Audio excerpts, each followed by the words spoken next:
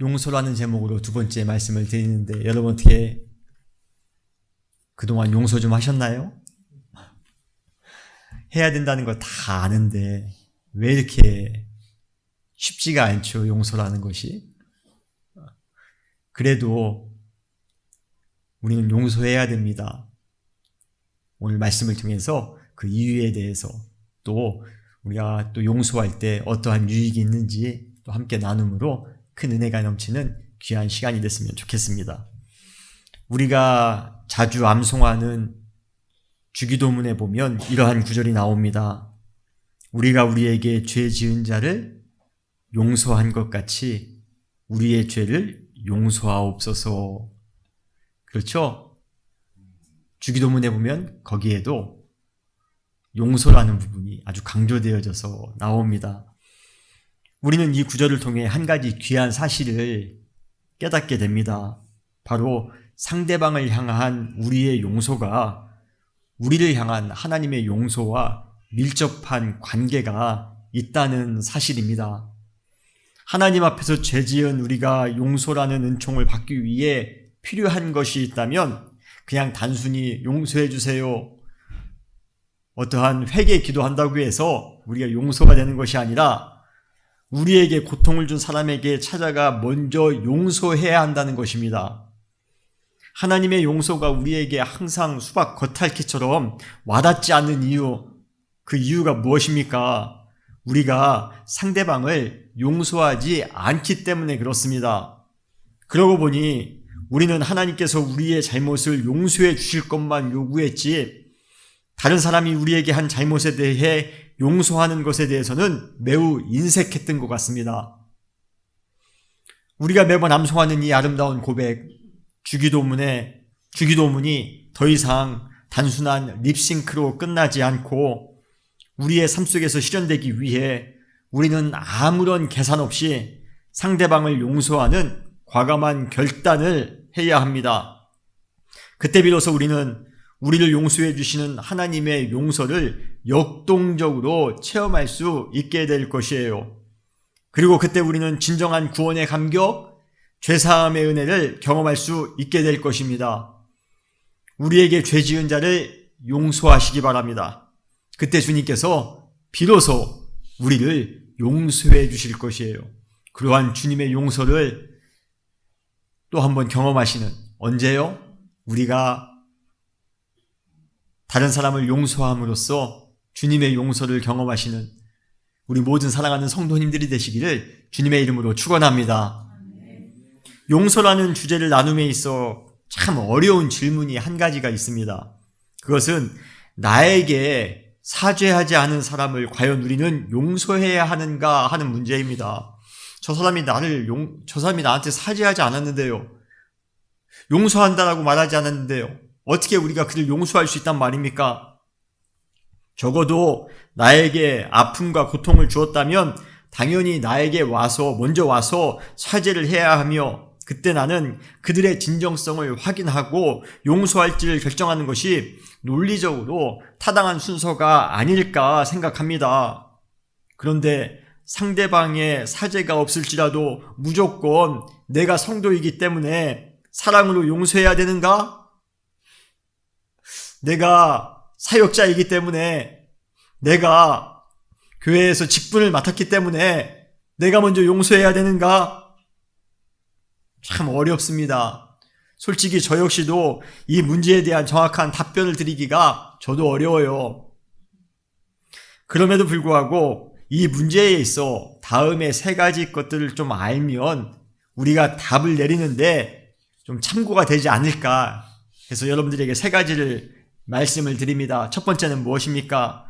누군가로부터 사죄를 받아야 우리가 용서할 수 있다고 할 때 어쩌면 우리는 그 사람을 평생 용서하지 못할 가능성이 크다는 것입니다. 일반적으로 상대방을 용서해 주는 것도 매우 힘들지만요, 자신의 잘못을 시인하고 사죄하는 것도 더 힘듭니다. 사람들은요, 자신의 죄와 잘못을 잘 인정하지 않습니다. 잘 시인하지 않습니다.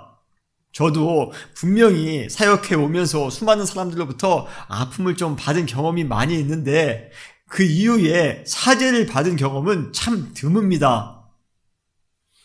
그래서 우리가 상대방이 사죄할 때까지 기다린다면요, 우리는 용서하지 못하고 오롯이 모든 상처를 간직한 채 고통의 인생을 살아갈 가능성이 매우 크다는 것이에요. 두 번째로, 우리도 사죄를 해야 할 당사자일 수 있다는 것입니다. 우리는 항상 사죄를 받아야 될 사람이고 다른 사람은 사죄를 해야 될 사람이라고 생각해서는 안 됩니다.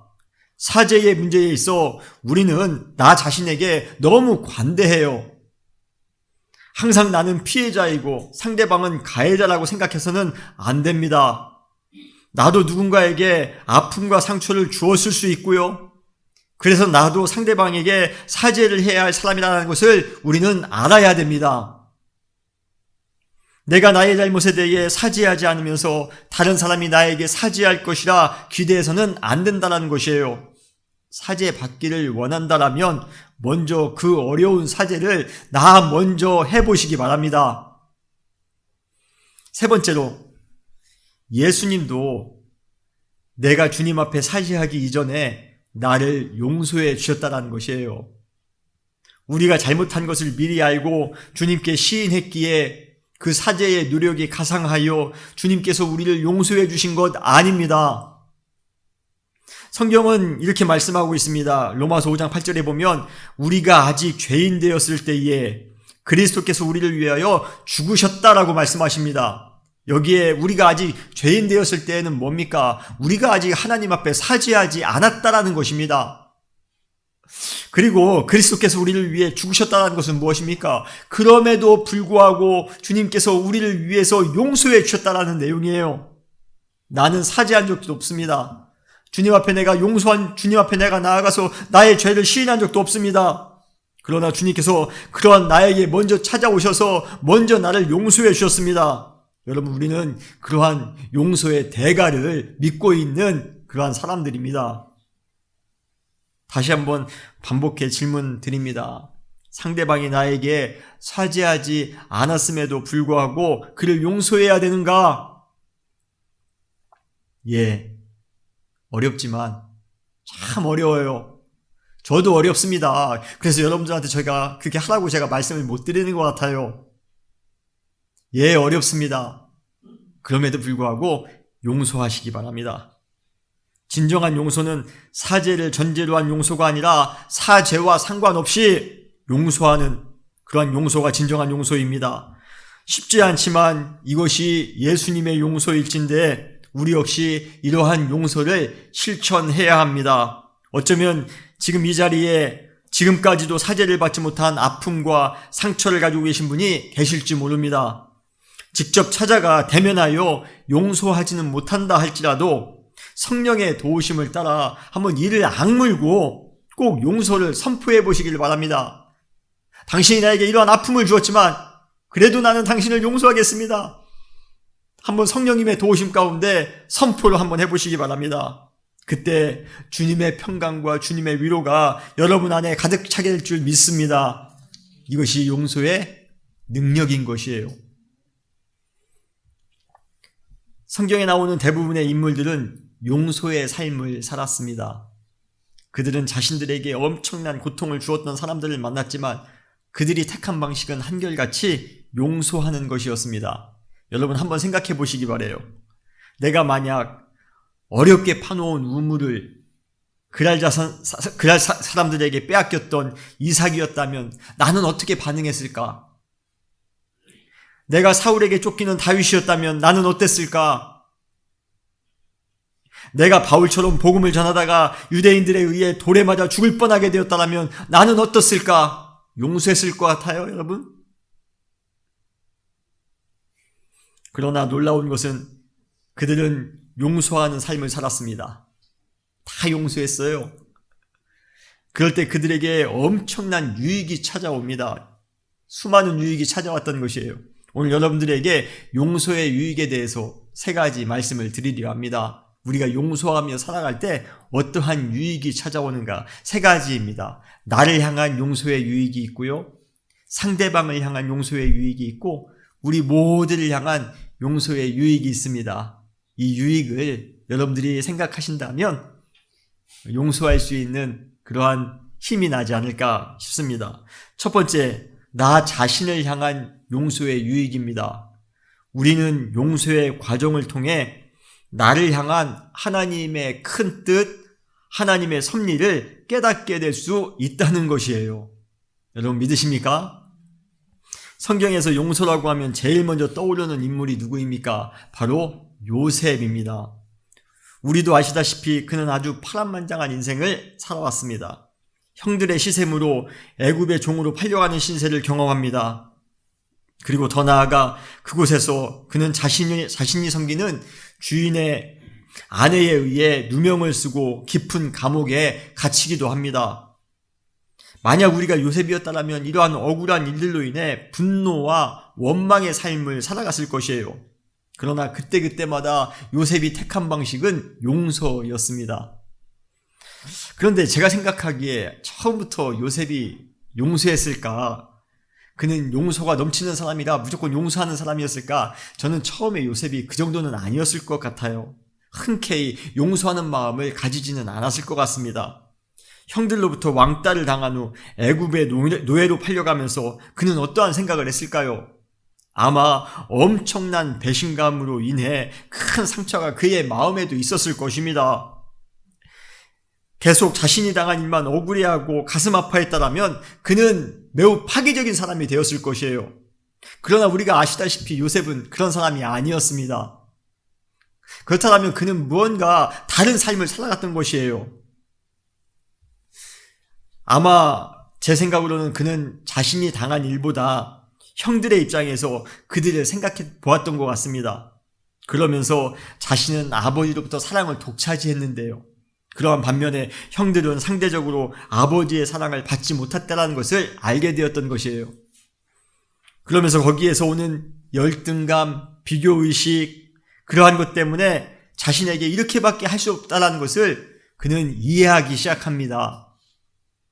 우리는 여기서 중요한 사실을 알게 됩니다. 용서는 내가 당한 일을 생각하면요, 절대로 할 수가 없습니다. 용서는 상대방의 행동을 이해할 때 비로소 가능합니다. 형들의 입장이 이해가 되니까요, 오히려 형들에 대하여 긍휼한 마음을 가지게 돼요.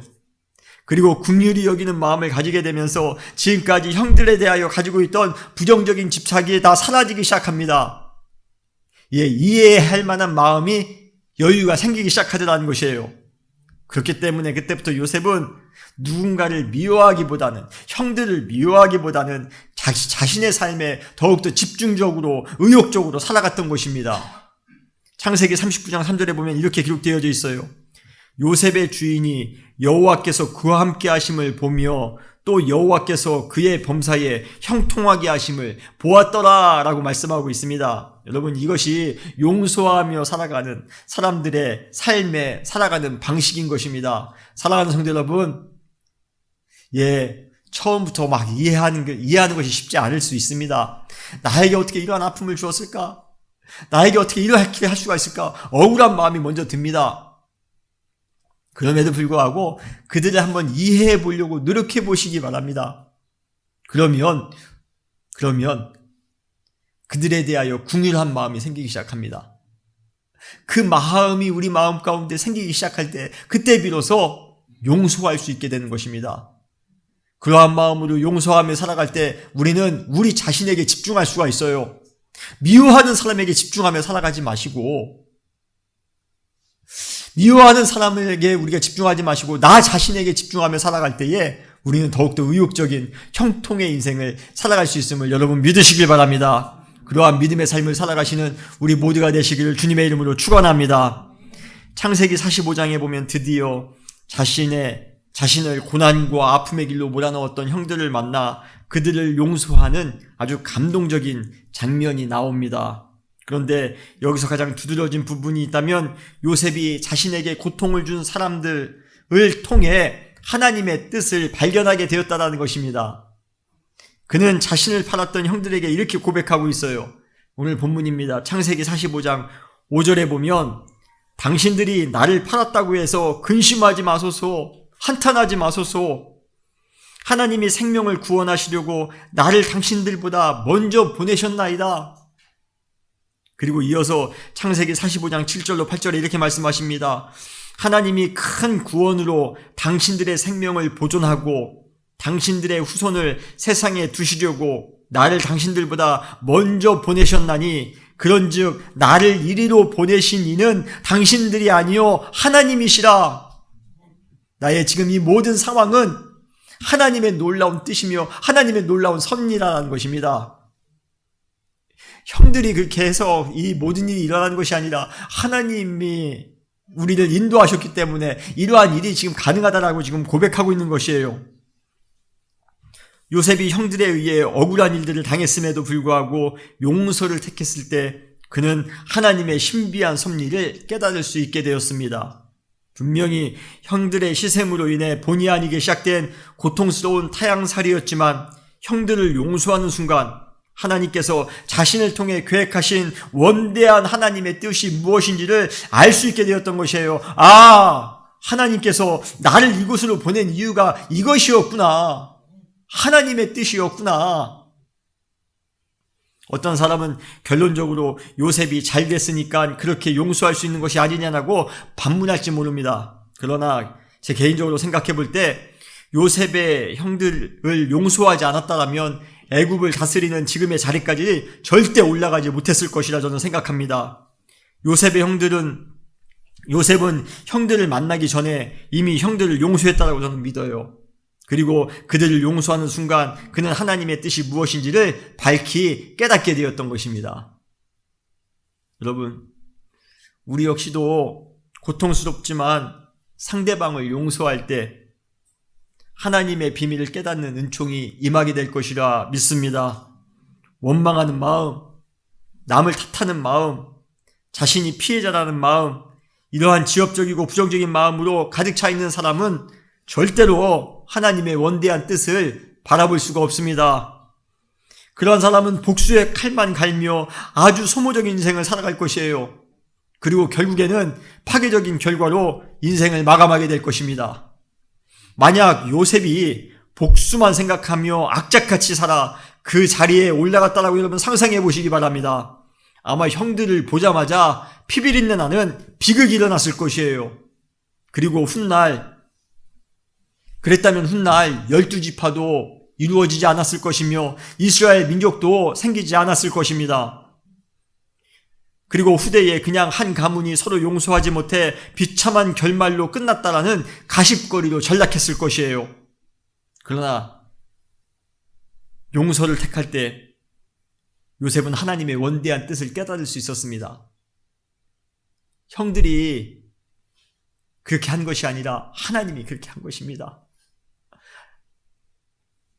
형들이 나를 팔았지만 그보다는 하나님의 더 원대한 뜻이, 하나님의 놀라운 섭리가 숨겨 있었습니다. 사랑하니까 그것이 보이는 거예요. 용서하니까 그것이 보이는 것입니다. 사랑하는 성도 여러분, 어떠한 경우에도 용서를 택하시기 바랍니다. 그때 우리는 하나님의 뜻이 무엇인지를 정확하게 깨닫게 될 것이에요.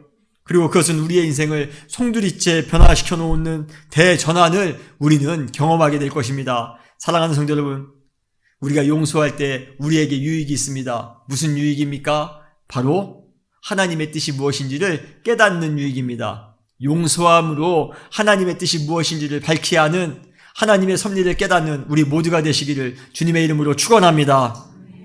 두 번째로 상대방을 향한 용서의 유익이 있습니다.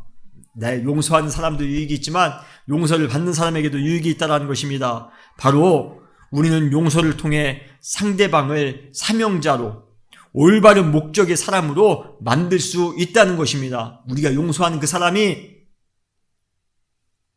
바로 하나님의 사명자가 될 수 있다는 것이에요. 그도 성숙하게 될 수 있다는 것입니다. 수제자로서 3년 동안 예수님을 따라다녔던 베드로가 가장 결정적인 순간에 예수님을 3번씩이나 부인합니다. 믿었던 제자가 3번씩이나 자신을 부인하는 소리를 듣고 계셨던 예수님의 마음이 어떠셨을까요? 그럼에도 불구하고 예수님께서는 부활하시자마자 아주 심한 죄책감으로 시달리고 있는 베드로에게 먼저 찾아가 그를 용서해 주십니다. 그 장면이 요한복음 마지막 장에 나와요. 예수님께서 풀죽은 베드로에게 먼저 이렇게 질문하십니다. 요한복음 21장 15절에 요한의 아들 시몬아, 내가 이 사람들보다 나를 더 사랑하느냐? 베드로는 이 질문을 들었을 때 3번씩이나 주님을 부인한 나를, 그리고 감히 죄송하다라고도 말 못하고 있는 나를 용서해 주시는구나 라고 느꼈던 것 같습니다. 그래서 베드로가 이렇게 대답합니다. 주님, 그러하이다. 내가 주님을 사랑하는 줄 주님께서 아시나이다. 그때 주님께서는 베드로에게 용서하시면서 이러한 부탁을 하십니다. 요한복음 21장 15절에 내 어린 양을 먹이라. 다른 말씀 하시지 않았어요. 내 어린 양을 먹이라. 무슨 의미입니까? 앞으로 베드로가 어떻게 살아가야 될 것을 말씀해 주신 것이에요. 영적 지도자로서 수많은 양들을 보살필 사명을 주신 것입니다. 이렇게 베드로가 용서를 받는 순간 앞으로 자신이 어떻게 살아가야 될 것인가에 대한 분명한 목표를 발견하게 되었던 것이에요. 사랑하는 성도 여러분, 우리가 누군가를 용서하는 순간 상대방은 올바른 인생의 방향을 발견하게 될 것입니다. 여러분, 자녀를 용서하시기 바랍니다. 여러분들의 자녀가 부모님의 용서를 받는 순간 그들은 인생의 올바른 목적을 발견하게 될 것이에요. 여러분의 친구를 용서하시기 바랍니다. 성도를 용서하시기 바랍니다. 이웃을 용서하시기 바랍니다. 그렇다면요, 용서를 받는 그들이 올바른 목적의 사람으로 변화될 것입니다. 여러분, 그러한 믿음을 가지시고 상대방을 용서하여 그를 변화시키시는 귀한 삶을 살아가시는 여러분 되시기를 주님의 이름으로 축원합니다. 3번째는 우리 모두를 향한 용서의 유익입니다. 용서할 때 우리 모두는 화목을 누릴 수가 있습니다. 하나됨을 누릴 수가 있습니다. 여러분, 이 세상의 용서의 가장 클라이막스는 무엇인 줄 아십니까? 바로 예수 그리스도의 십자가의 용서입니다. 말로만 하는 용서가 아니었어요. 행동으로, 그것도 죽음으로 행하신 십자가의 용서는 우리 모두에게 아주 큰 은총을 가져다 주었습니다. 신비한 것은 이러한 십자가의 용서가 하나님과 인간과의 화해뿐만 아니라 인간과 인간 사이의 화해에도 큰 영향을 주었다라는 것이에요. 바울은 에베소서에서 이렇게 고백하고 있습니다. 에베소서 2장 16절로 18절에 보면 십자가로 이 둘을 한 몸으로 하나님과 화목하게 하려 하심이라. 원수된 것을 십자가로 소멸하시고 그로 말미암아 우리 둘이 한 성령 안에서 아버지께 나아감을 얻게 하려 하심이라. 십자가의 용서가 있는 곳에 이 둘이, 여기에 나오는 이 둘은 누구입니까? 바로 유대인과 헬라인입니다. 그들은 아주 물과 기름과 같은 존재들이에요. 섞여질 수가 없습니다. 하나가 될 수가 없는 존재입니다. 이 구절에 나온 것처럼 원수지간이었습니다. 그럼에도 불구하고 십자가로 그 모든 그러한 원수된 것을 소멸시켰다라고 말씀하십니다. 그리고 한 몸이 되었다. 그리고 화목하게 되었다. 그리고 한 성령 안에서 아버지께 그 둘이 같이 손잡고 맞잡고 나아갔다라고 말하고 있습니다. 이것이 십자가의 용서 때문에 가능한 것입니다. 우리가 용서하는 순간, 예수 그리스도께서 용서하는 순간, 십자가에서 용서를 발휘하는 순간 모두가 다 하나가 됩니다. 화목함을 누립니다. 여러분, 여러분의 가정이 화목한 가정이 되기를 원하십니까? 용서하시기 바랍니다. 여러분, 우리 은혜교회가 화목한 교회가 되길 원하십니까? 용서하시기 바랍니다. 우리 지역이 화목한 지역이 되길 원한다면, 하나됨의 지역이 되길 원한다면 용서하시기 바랍니다. 용서할 때 우리 모두가 하나가 될 수가 있습니다. 용서는 나에게 피해를 준 사람을 너그러이 봐준다라는 소극적인 의미로 끝나서는 안 됩니다. 용서의 궁극적인 목적은 그렇게 함으로써 상대방과 나, 우리 모두가 화평을 이룬다는 적극적인 의미로 나아가야 됩니다. 용서하는 순간 우리는 하나가 될 수 있습니다. 이것이 바로 용서의 유익입니다. 사랑하는 성도 여러분, 우리 용서합시다. 용서함으로 하나님의 뜻이 무엇인지, 하나님의 섭리가 무엇인지 발견하시고 그 길을 믿음으로 걸어가시기를 바랍니다. 우리가 용서할 때 그 용서하는 상대방이 성숙하게 됨을 여러분 믿으시길 바랍니다. 그리고 용서할 때 우리 모두가 다 화목하게 될 것이에요. 하나가 될 것입니다. 용서에 대한 유익이 있는데요. 이제 용서해야 되지 않을까요? 왜 용서하지 않고 고통스러운 마음을 이고 살아가십니까? 왜 미워하며 소모적으로 살아가십니까? 그렇게 살아가지 마시고요. 우리 다 용서합시다. 용서해야 될 분들이 있다면 오늘 당장 실천하시기 바라요. 용서하시기 바랍니다. 제가 어리석었던 것이 그것인 것 같아요. 용서해야 될 분을 당장 용서하지 못했기 때문에 저한테 이러한 아픔이 오지 않았나 라는 생각을 합니다. 사랑하는 성도 여러분, 용서하시기 바랍니다. 그때 하나님의 큰 은혜가 여러분의 삶 가운데 가득 넘치게 될 것입니다. 기쁨과 감사함으로 살아가게 될 것입니다. 여러분 승리하는 삶을 살아가게 될 것입니다. 용서하는 삶을 살아가시는 우리 모든 성도님들이 되시기를 주님의 이름으로 축원합니다. 다시 기도하시겠습니다.